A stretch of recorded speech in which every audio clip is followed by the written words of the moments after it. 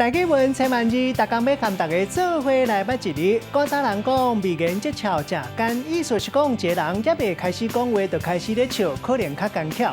今仔日要甲大家小解，即一日咱同齐来看到即日读做干巧的干，读个案干第一条。古早台语字典解说干，就是形容一个人无老实、无照礼数来乱来，咱讲这人真干巧。另外，奸诈阴险的人，会当讲是这人真干鬼，也佫有干笑，嘛有人讲是干心啊笑。西瓜挖大饼，敢若注重家己利益的人，无要义公义的人，咱会当讲是半干中。另外，较会用计来害人的官，古早讲是奸臣。带大家做伙来小解这两个词。头一个读做奸雄，意思是讲一个人真奸恶、真奸诈，也佫真奸诈。若是奸，也佫会用假冒的人。